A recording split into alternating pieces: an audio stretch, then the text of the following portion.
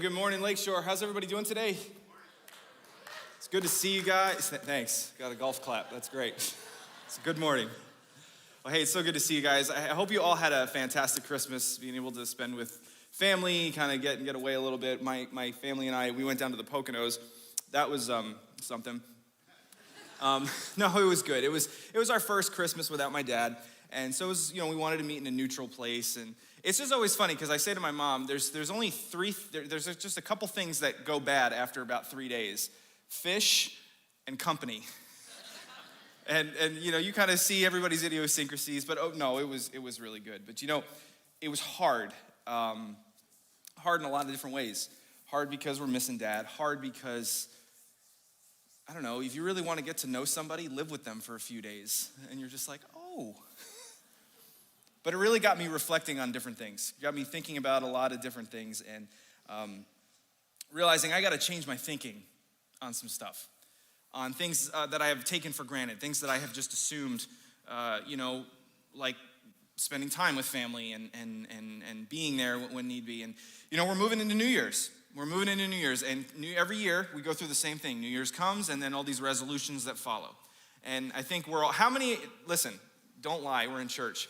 How many of you are trying to make some type of resolution? Maybe you're not even calling it a resolution, but you're like, New Year, I'm starting this. Raise your hand. A good portion of you.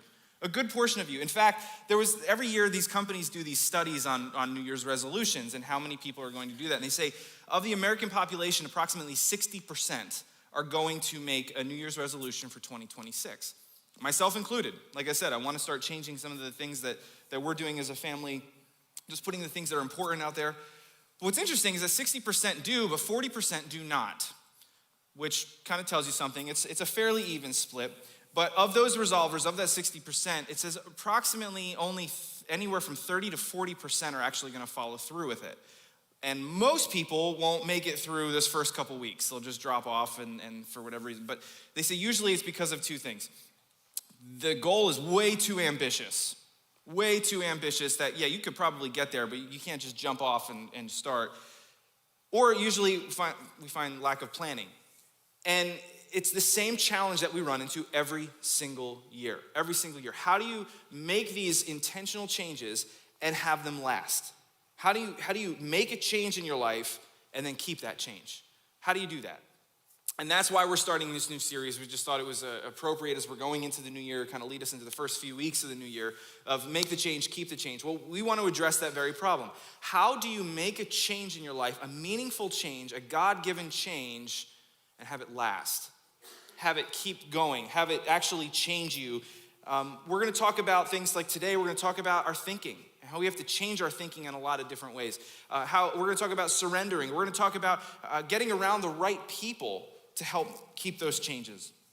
Because let's be honest with ourselves, we want more than just change for the sake of change's sake. Sorry, let me say that again. We all want more than just to change something because we want to change something. We have tried the quick fixes. How many have tried the quick fixes and failed?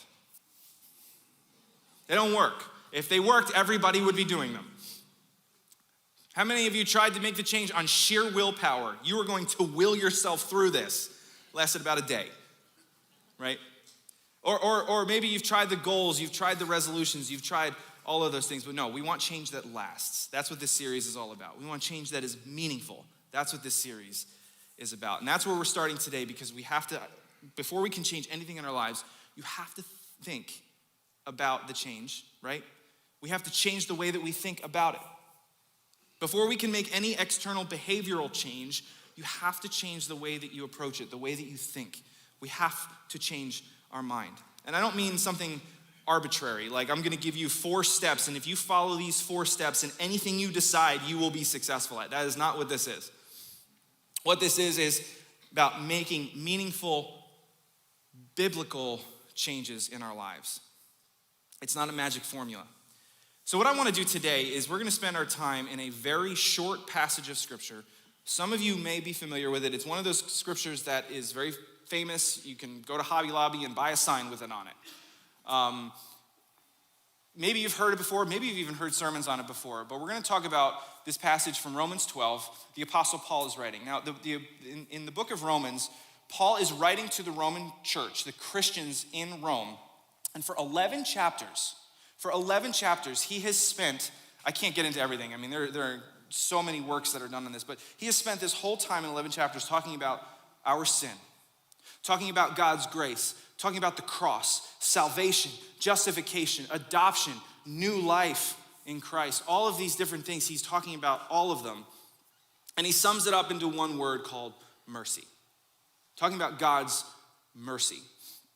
But what Paul deals with in the very beginning of chapter 12 is, hey, Christians, hey, believers in Rome, it's time to change your mind. It's time to change how you're thinking. Because oftentimes what we try to do is we start with behavior. We say, if I just change, whatever, I just kicked coffee a few weeks ago. That's why I'm kind of dragging, so bear with me. The headache was unbelievable. But I was having some issues with my heart, and the doctor's like, no, we got to make some changes. Okay, great, we're going to do that. I'm fine, everything's good. It was a lot of stress, but I had to do it. But in order for me to actually get through that, I had to keep telling myself through the process, this is for the better, this is good, this is worth it. I could just have that cup of coffee, and this will all go away. But what Paul is talking about here in Romans 12, he says, change your mind. Change your mind. So let's jump in. How do you then change your mind to make lasting, biblical, meaningful changes in your life? How to change your mind for lasting biblical change. I'm going to give you 4 lessons that I can see from these 2 verses. We're just going to go through 2 verses, but I'm going to break them down. And he says this in Romans 12:1.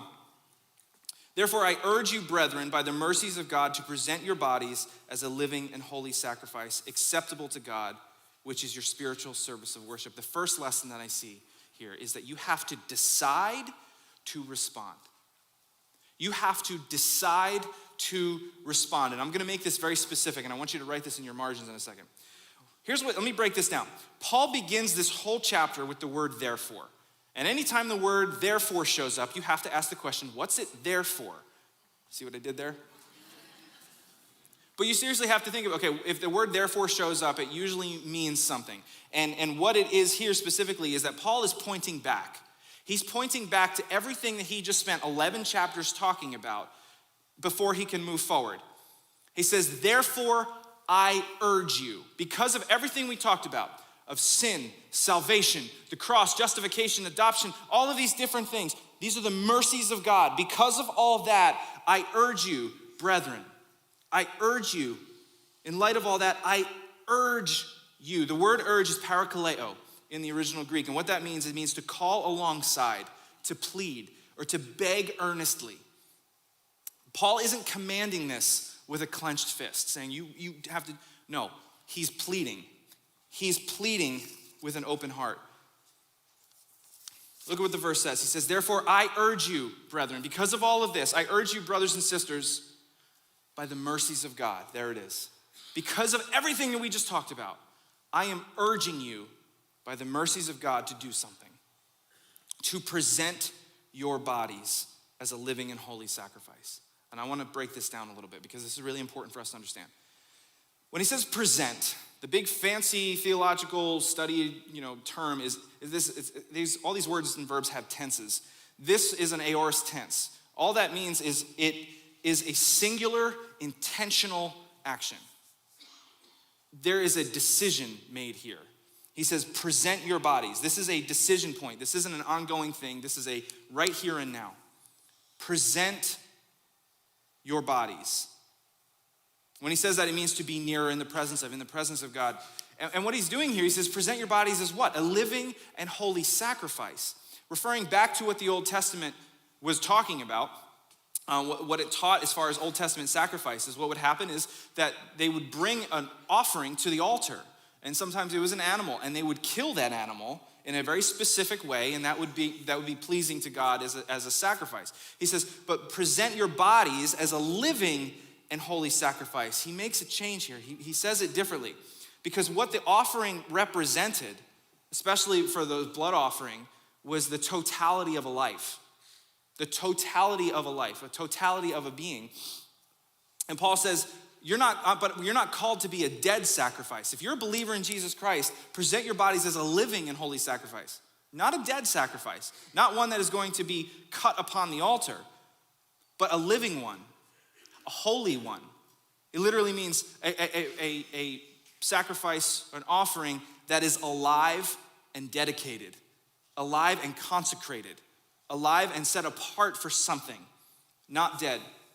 Your whole totality of your being, your body, your hands, your feet, your mouth, all of your energy, everything within inside you, your strength is all an expression. It's all how you use what you use to express your life. And he says, offer all of it to God because of what he's done. Give it all to God because of what he has done. And then he says, and he wraps it up, he said, this is acceptable to God, which is your spiritual service of worship. This is your spiritual service of worship. The word translated into worship here is latria, which means ministry or service. The very things that you do, the time that you sacrifice, the talents that you give up, present your whole self. Give it all, not just a little bit, not just the leftovers. Give everything in light of the mercies of God, in light of everything that he has done. In other words, what's he saying? It's worship. And worship isn't just something that we do when we sing together. Worship is not just something that is sung. Worship is something you decide. Worship is something that you give. And here's the key to all of this. And why am I getting into all this? Because where he's going, you're going to see how we have to get to this place where we change our mind. He says, decide to respond. Specifically, decide to respond to God's mercy. God has shown you so much mercy, so much grace. Respond to that. Decide to respond to it. Present yourself, your whole self. Make the decision to do it. Here's the key though, because willpower is finite. We have to do this because we have to do this in the recognition of what God has done, and by his power, we're going to talk about that in a minute. Because the willpower that we have, that you and I have, is completely finite. Some of us have a lot more willpower than others, right? But it will dry up at some point. Maybe not now, maybe not 5 years from now, maybe not 20 years from now, but it will dry up. We all get to this place in our life where you're just like, okay, I'm done. I'm good. I want to think about, all right, let's talk about a normal New Year's resolution. One of the number one New Year's resolutions this year, it's actually number 4 in the list for 2026, is getting healthy. I think it was saving up enough money, spending time with family and friends. I don't remember what the other one was. But this one was up there, health and fitness. How many of you are starting a new gym membership in a few weeks? That's all right, I won't tell anybody. Everyone's like, oh, not me. Good luck getting out of those, by the way. They make those things like impossible to get out of. But let's talk about going to the gym for a second. Some people will go in and it's pure discipline and it's pure routine and people thrive in that, right? And you go 5 days a week, you're eating right, you're doing all this, but eventually I'm telling you, it wears on you. Mentally it wears on you, physically it wears on you. Your willpower runs out. Or maybe your motivation's a little bit better than that. Not that that's bad, but you're just saying, I need to get healthy. Specifically, I need to lose 20 pounds. That's great. But what's happening is you're focusing on the outcome. Once you get to that result, what happens? What happens? Well, I'm there, I'm good. And then a lot of times we end up falling into some of our old habits. But this is what happens when we focus on the result or focus on the outcome or we just going on sheer willpower. But if we change our thinking and how we approach this, saying, okay, hold on a second. In light of Romans 12, God has given me all of this. He's shown me so much mercy. Then how can I keep myself going as long as humanly possible to do what he says here, to offer myself as a living and holy sacrifice? This is my spiritual service of worship. This is my ministry. That I can keep in the ministry for as long as I possibly can. That I'm going to honor God with all of my body. So I'm going to go to the gym so that I'm as healthy as I possibly can be. Not just to lose 20 pounds. That's a result that'll happen. That's great. Not just to get stronger. Yes, that's a result that'll happen. That's great. But my end game is so that I can serve God. I can change my mind on that. Does that make sense? And that's what I think Paul is talking about. It's not just about these goals and things that we make inside ourselves and say, let's just do it. No, it's thinking further because we're offering our whole selves as an offering. Paul says it this way a few chapters earlier in Romans 6. He says, do not offer any part of yourself to sin as an instrument of wickedness. Don't offer any part of yourself to sin as an instrument of wickedness, but rather offer yourselves to God as those who have been brought from death to life. You see the difference there? He talks about don't give yourself to sin as an instrument of wickedness. Don't just do it because it's like, hey, I want to go to the gym and I really want to look good because I really like that girl. I really like that guy. So I'm going to do a squat in a very specific way. No, don't do that. That's not what he's talking about. Some of you got that. But what he says, don't offer yourselves as a sin, as an instrument of wickedness, but rather offer yourselves to God as those who have been brought from death to life, and offer every part of yourself to him as an instrument of righteousness. Every part of our being because of what he has done and who he is. The first step for changing our mind to change that lasts, biblical change, is deciding to respond specifically to the mercies of God. It's more than I'm just going to do this. For that lasting biblical change, it begins with this decision. I must decide to respond to what God has already done for me. And I'm going to keep deciding. I'm going to keep doing this. So let me ask you a question. Are you trying to make all of the changes in your life based on sheer willpower? Be honest with yourself. Because sometimes we're really good at tricking ourselves. But are you trying to make these changes based on pure willpower, and then all of a sudden you keep failing? Let me ask you a question. Have you decided instead to respond to the mercy that God has shown you with all of your being? Are there things that you are trying to change that are rooted in you, and they're rooted in worship, or are they rooted in self? You have to decide to respond. The second lesson that I see from this is that you have to refuse the world's pressure. You have to refuse the world's pressure. Look at this next part of the verse in 2a. He says, and do not be conformed to this world. Offer yourself as a living and holy sacrifice, which is acceptable to God. This is your spiritual service of worship. And do not be conformed to this world. That's how the NAS says it. The verb here is crucial. Paul does not say, do not conform. Some of the translations, I think, are a little weaker in that, where they will translate it that way. But when you look at the original language, it says to not be conformed. The language is passive. And whenever the language is passive, what that means, there's an external force coming at you. What he's saying is, do not be conformed. The word conformed literally means to be pressed into a mold. Do not be shaped by the world. Do not allow the external forces and the external pressures of the world come in and change you that way and put you into its mold. The other thing is that this is an ongoing thing. This never stops. So basically what he's saying is, don't let yourself keep being conformed into this mold. What that means is this, is that you are not the source of conformity. What I mean by that is, if he said do not conform, that would put the onus on me. That would put the action on me. But what he says is do not be conformed. He says that external pressure that's coming at you, you have two choices with it, and only two. All the world is telling us you have two choices. You can allow it to happen and let it mold you, or you can refuse it, you can resist it. And what Paul is saying here is resist it.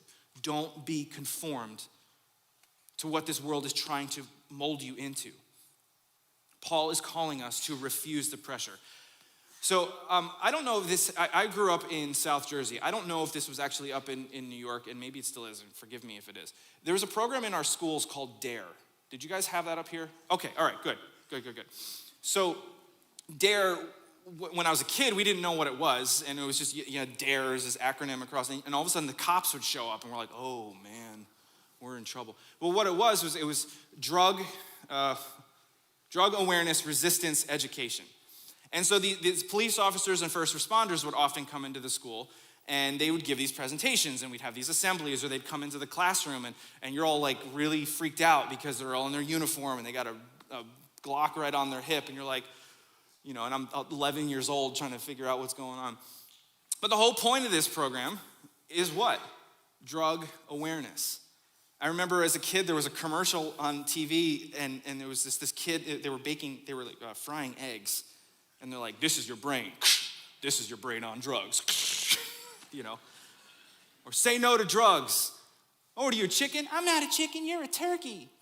Like, these are the commercials this is what we were just inundated with as kids. And the whole point of this program was make kids aware of what these drugs are doing and then we're going to teach them how to resist it. We're going to teach them how to do it. Not everybody always did, but what was interesting is that the pressure that a lot of these other kids would feel, especially those that were more vulnerable from maybe broken homes or just an addictive personality, whatever that was, these outside pressures of when these drugs were available, I saw it destroy so many people. But they taught us in school, you have to resist it. You have to say, just say no. That was the slogan. Just say, some of you are laughing because you remember this. But Paul is saying, listen, the world is going to conform you. The world is going to try to shove you into this mold, and you have to resist it. You have to keep resisting it. You have to not let it get root. And Peter echoes this in 1 Peter 1. He says, as obedient children, do not conform to the evil desires. As I looked at that, I was like, hang on, do not conform. When you look at the original text, and I think the NAS again says it better, and I should have put it in there, but it says, do not be conformed to the evil desires that you had when you lived in ignorance. What's he talking about? This is before you were saved as a Christian, before somebody came to Christ and offered their life up. As obedient children, do not be conformed to the evil desires that you had when you lived in ignorance. Just as he who called you is holy, so be holy in all that you do. For it is written, be holy, because I am holy.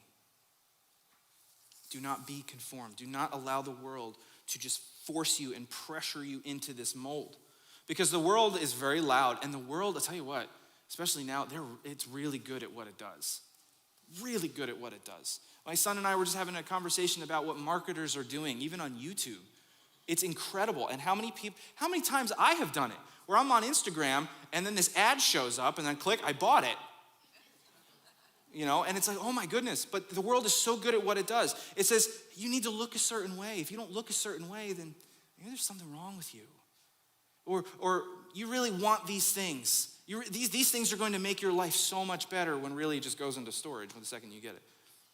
It says, you need to believe this. You need to believe this lie or this truth. This is my truth. This is your truth. It's saying all these different things. You have to redefine this, redefine that. Sometimes it even sounds convincing. Sometimes it promises happiness. And yet we are so disappointed because we never found it in there. It gets pretty intense. It says, hey, you don't like your spouse? Go get a new one. You don't have to wait till you're married to have sex. That's old thinking. That's just old school. You don't need to do that. I mean, how are you going to know before you try things out? Right? That's the rationale that we hear. I hear all the time. You don't like your gender? You can pick a new one. It'll make you happy. It'll make you feel fulfilled. Well, look around. Everybody else is doing it.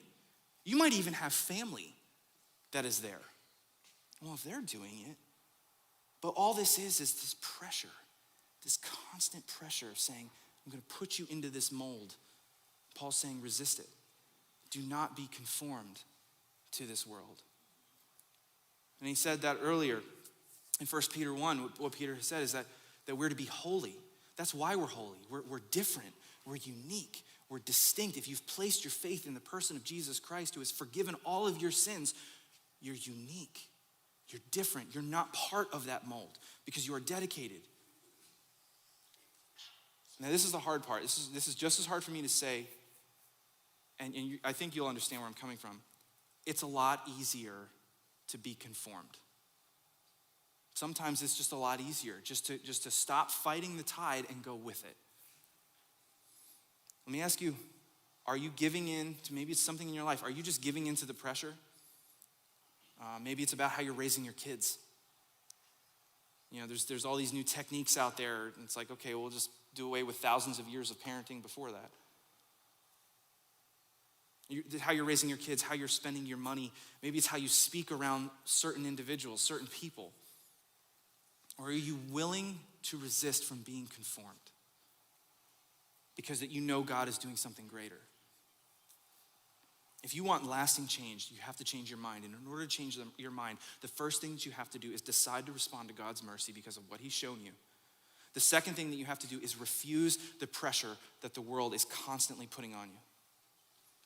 The third thing is that you have to embrace God's renewing work. You have to embrace God's renewing work. Look at the next part of the verse 2. He says, do not be conformed to this world, but be transformed by the renewing of your mind. Be transformed by the renewing of your mind. The word transformed there is key. metamorphomai in the original language. And what it means is the change is not just external, the change is an essential nature. Like it's something completely different. It's not the same thing as it was. This is not behavior modification.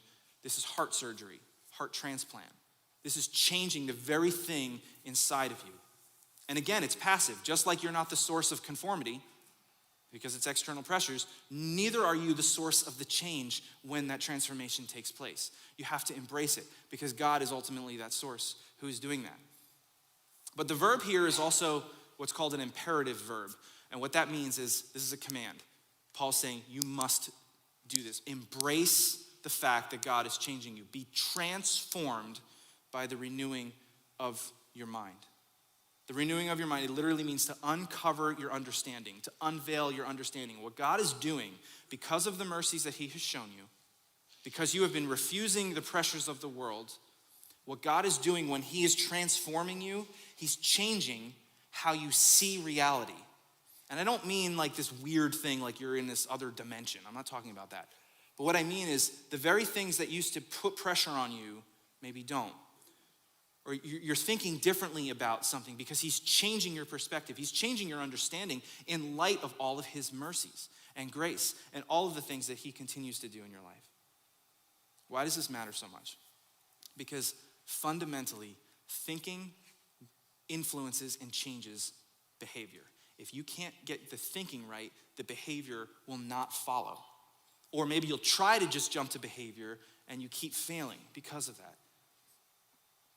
If you belong to Jesus Christ, God is renewing your mind.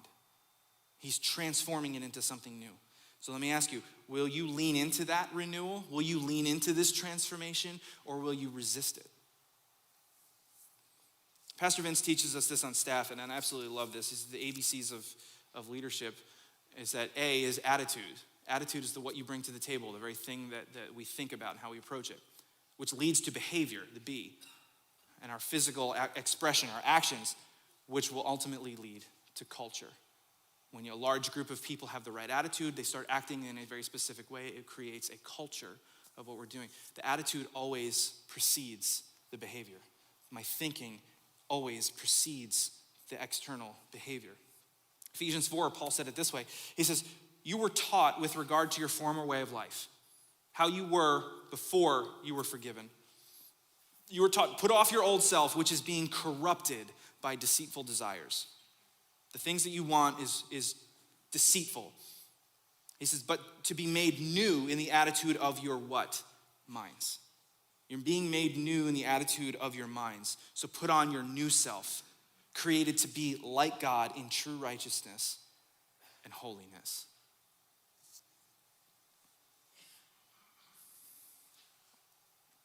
I think there comes a point in all of our lives, at some point with something, that we want to change. I really do. I think every human being goes through this at one point in their life. Some of us call it a midlife crisis. I'm going through one myself. But my point is that I think we all get to that place, that we hit that threshold where we say something needs to change. I can't keep going like this, whatever it is, health, finances, whatever it may be. I can't keep going like this. I have to try, but I keep trying and I keep failing. And I have to ask myself this question, and I'm asking all of us, are we allowing God to actually change us? Are we embracing this renewing work that he's doing? Or maybe we're just having a really hard time, let's be honest, we're just having a really hard time saying goodbye to our old selves. Because there are parts of our old self that maybe we're not the most proud of, but it's familiar, it's comfortable, it's easier. And so we inadvertently resist God. It's easier to numb ourselves. It's easier to stay with the parts that are familiar rather than foreign. And it's a lot harder sometimes to embrace the change that God is bringing, but we have to. We have to decide to respond to God's mercy. We have to refuse the pressures of the world. And we have to embrace the renewing work that God is doing in our lives. And we must keep being transformed. This is a constant process by embracing him in our thinking. And it finally leads to this, and this is the most important thing in how we biblically change our mind, is that we align your will to God's will.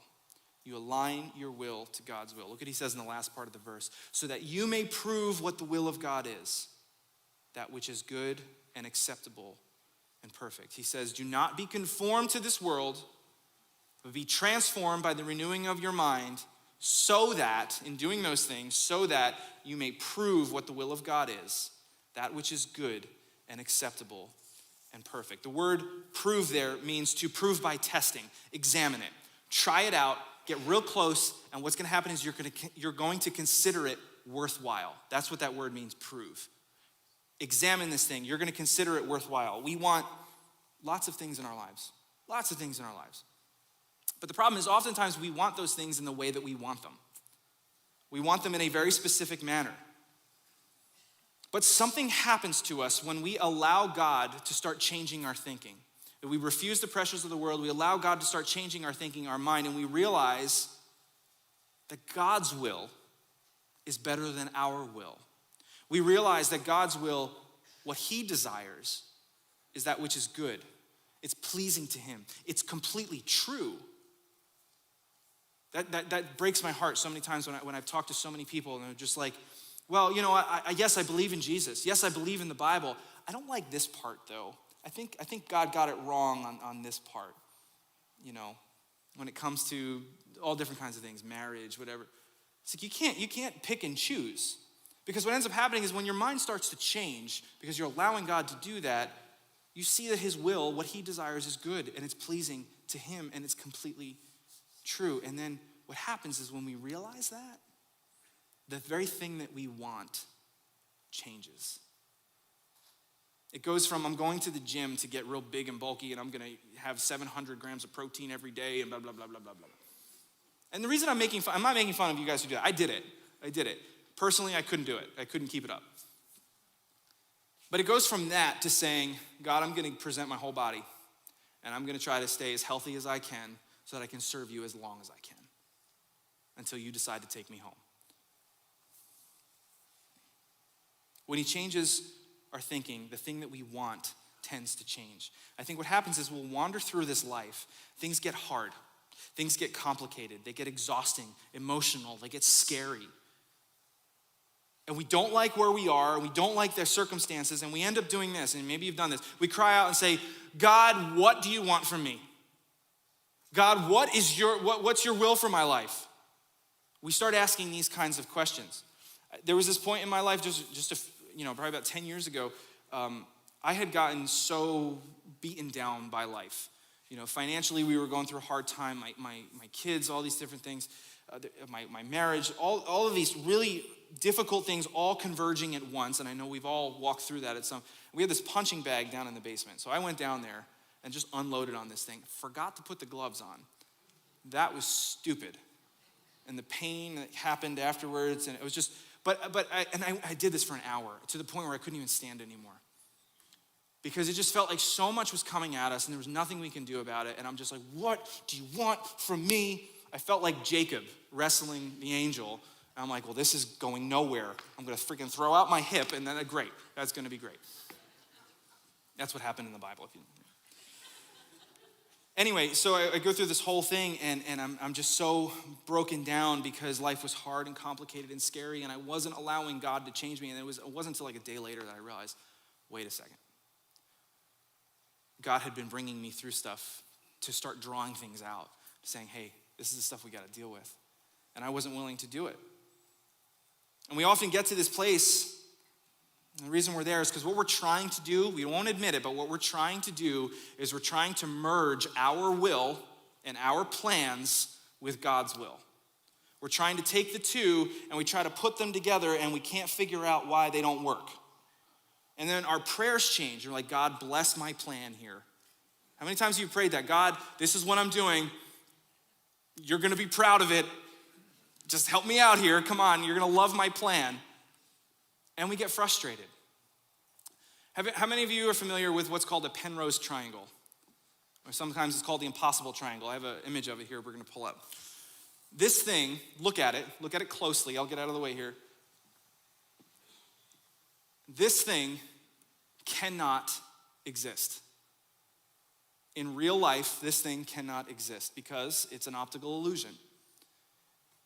They call it the impossible triangle because it has no beginning and no end. The shapes don't make sense. It can't make the angles that if we cannot physically create this tangibly. It's called a paradox.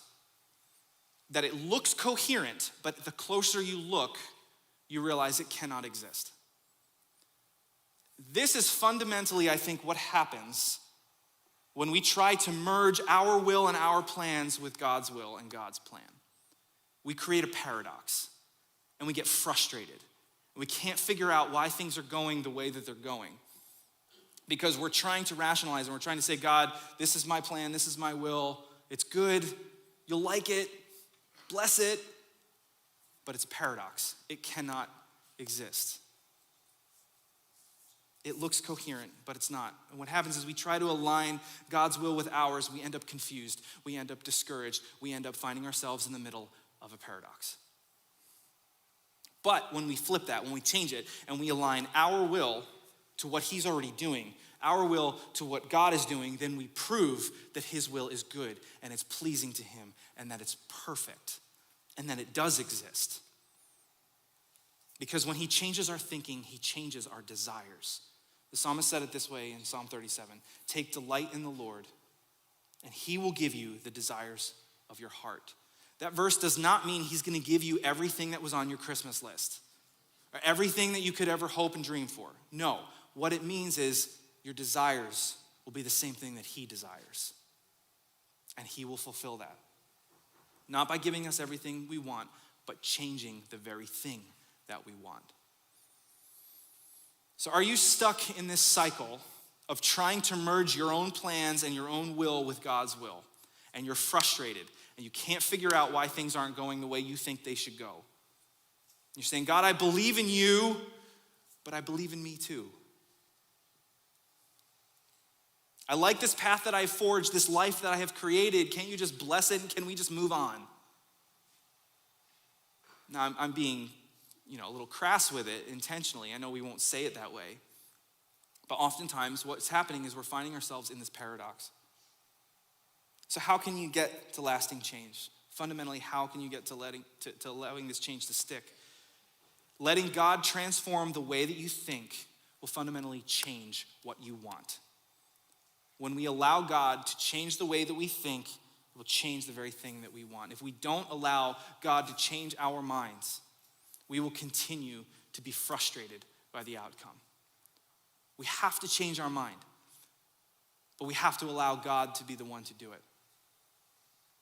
If you want big change in your life, and you say, I can't go on like this anymore, sometimes you need big change in your life.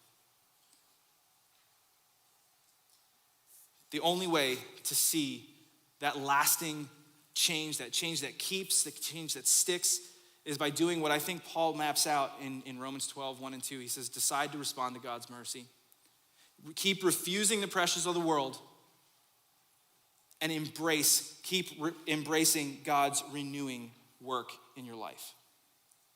And in doing that, you will align your will with God's will, what he's already doing. And in doing that, what fundamentally happens, God changes how you think. He changes your mind. He changes the very thing that you want at the end of that. And when your will is in line with his, you'll not only see the change happen, but you will see it last and continue. And when your thinking changes, what follows? We talked about it earlier. When your thinking changes, your behavior follows. Your behavior changes. Now, I have a caveat here. These are not steps that you can just apply to every decision that you make in your life. You can't just say, okay, my New Year's resolution, pastor said this is what I'm gonna do. There's a fundamental change that has to happen here. You might be able to decide to act on your own willpower. I'm gonna respond, yes, I'm gonna do it. You might be able to even refuse outside pressures. Yes, I'm gonna do it, I'm gonna refuse these. But eventually you're going to fizzle out apart from God because ultimately you are not the source of the change. You are not the source of the very thing that is going to transform you. And that's fundamentally what willpower is, that I am the source. I'm able to make this happen. God is the one who is able to make that change. You decide to respond to his mercy because of what he's done. Paul says that. Decide. Keep refusing the pressures of the world. Keep embracing God's renewing work. Be transformed by the renewing of your mind so that you may prove that God's will is good and pleasing to him and perfect. He wants to make you like him. He wants us to be holy. He wants you to think like him. He wants you to act like him. He wants to make you into something new. That's what God is in the business of doing. And some of you have made that decision a long time ago. They say, yes, you know what? I gave my life to Jesus. I did it. Then I want to encourage you. Keep doing these things. Decide. It's a conscious effort. Even now, I don't care if you've been a Christian for 40 years. Decide to respond to God's mercy. Decide. Refuse the pressures of this world because no one is immune to it. And keep embracing his renewing work. Let him change you so that your will lines up with his. Keep doing that. But maybe you're sitting here and you're like, I don't know who this Jesus is. I don't understand what it is you're talking about. I'm going to make this very, very clear. Jesus is God himself in the flesh. That's who he is. He saw our desperate need because of our sin, and God said, I am holy and I'm not going to be in the presence of sin. I cannot be in the presence of sin. And everybody has sinned. Everybody's done it. But I'll tell you what, I love you so much because I made you that I'm going to pay for that. Somebody's got to die. Somebody's got to pay for that. And I'm willing to do it. That's what God said through his son, Jesus. We just celebrated his birth just a few nights ago because that was the beginning of his earthly ministry where he became a man. He grew up, he did ministry, he was performing miracles, he's blowing everybody's mind, he's ticking off the religious leaders, he's doing all these things ultimately so that he would die upon a cross at a young age in his early 30s. He was God, he is God in the flesh, God incarnate. Colossians says that the fullness of deity dwells in bodily form. That's why he had to die upon that cross. That's why he says, my God, why have you forsaken me? Because at that moment, God could not be in the presence of sin as he took on the sins of the world and he paid for you. And the thing that he asks for in return, he says, believe. Believe in me. And maybe you're here this morning and you're just like, I'm sick and tired of being sick and tired. I can't do this anymore. I need change in my life. I'm telling you, the only way that you're going to find lasting change is allowing God to make the change. And the very first step to that is by surrendering yourself to Jesus. And I'm going to show you how to do that. It's very, very simple. It's not something that we try to make a big spectacle about. It's between you and the Lord. But please understand that he did that because he loves you. He did that because he doesn't want you to be apart from him. He did that first to glorify himself because he is a holy God. And secondly, because he wants to bring you back to him. And the way that you come to him, the way that you give yourself to him is just a simple prayer. And I'm going to lead you in that right now. So this is for all of us. If you have made that decision a long time ago and you're following Jesus, I want to tell you, let God do the work. Let God change your mind so that you can make the change and you can keep the change. Let God do that renewing work and ultimately that your will align with his. But if you're not, the first step is coming to Jesus. So pray with me. Father, we thank you for today. We thank you for the people that you put in our lives, the situations that we go through. But God, right now, we recognize the fact that we are sinners. And if there's someone here who's just wrestling with that and trying to do things on their own, Lord, that they would just pray this prayer. Father, forgive me because I know that I've sinned against you. I've broken your heart. And I can't do this alone anymore. God, I surrender myself to you. I ask for your forgiveness and I surrender myself to you. That you would make me something new. That you would give me this clean slate. That you would give me what the Bible says, something that is secure, that cannot be taken away. That we would have salvation, giving us eternal life to be with you for eternity. But God, while we're still on this earth, that we would offer ourselves to you. So we thank you for sending Jesus Christ to die upon a cross for us, to die in our place, to pay for the penalty of sin. And Lord, I believe you now. I surrender myself to you. And Lord, the Bible says that you give us a clean slate, that we are fully forgiven, and we thank you and praise you for that. And for those of us who have made that decision, Lord, that we would be bold enough to decide to respond to your mercy, because we realize how we couldn't have done this on our own. We couldn't have done it on our own. Lord, that you would give us the strength to refuse the pressures that the world constantly is putting on us day in and day out, so that, Lord, we can keep embracing the renewing work that you're doing in our lives. That you would change the way that we think, and then ultimately it changes our desires. It changes our desires to the things that you desire. God, we thank you for this. We praise you and love you in his mighty name. And everyone said, amen. Listen, if you prayed that prayer, let any of us know. I'll be out in the atrium. I'd love to say hello. Fill out that Connect card or on lcc.info and just let us know you've made that faith commitment. Prayer team will be up here after service if you need anything. And we're just so thankful you guys are here. It's been a great year, 2025. We're going into 2026. This is our last Sunday of 2025 together. But we're excited to see what God's going to do in the new year. Happy New Year, everybody. Be safe. We'll see you next time.